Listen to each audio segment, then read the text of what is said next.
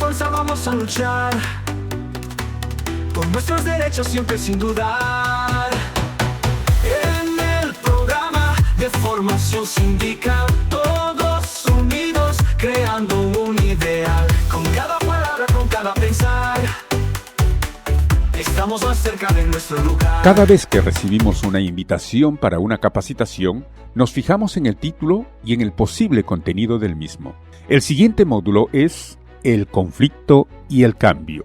Y de pronto ya empiezan a surgir algunas preguntas. ¿Hay un historial de conflicto o manifestaciones actuales de conflictos? ¿Cuáles son las manifestaciones del conflicto? ¿Es posible definir las causas, los factores impulsores y los factores desencadenantes subyacentes del conflicto? En la sociedad en general, el conflicto es inevitable a la condición y al estado natural del ser humano.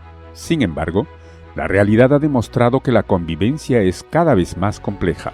El desmoronamiento del Estado de Derecho, la ausencia de instituciones estatales, los beneficios económicos ilícitos y la escasez de recursos agravada por el cambio climático se han convertido en importantes causas de conflicto.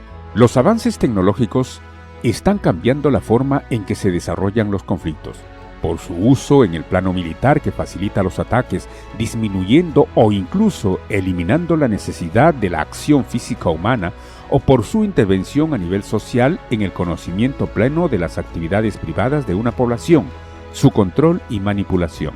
Esta nueva situación hace que los sectores que luchan por el cambio social deban analizar y reflexionar sobre la validez de las formas tradicionales de encarar el conflicto ante amenazas nuevas, más complejas y sofisticadas, que exigen respuestas imaginativas y audaces.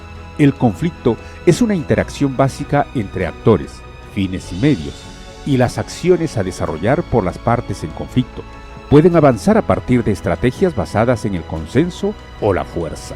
El conflicto no puede ser excluido de la vida cultural.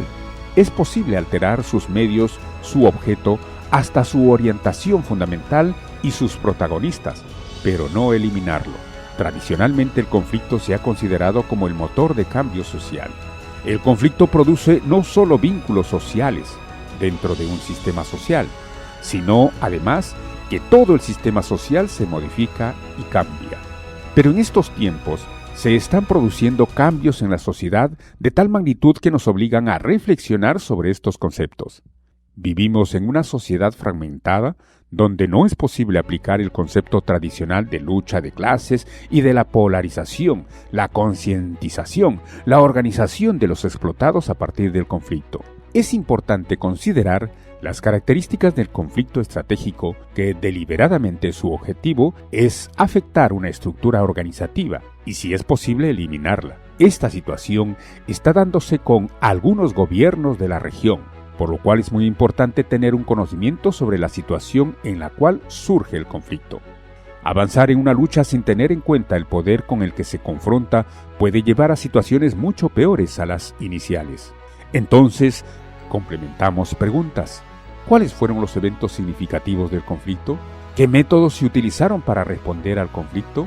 ¿Cuáles son las cuestiones o los eventos existentes o emergentes de naturaleza política, económica, ambiental o social que pueden causar, impulsar o desencadenar un conflicto? Este es el módulo 8 del programa de formación sindical para América Latina y el Caribe.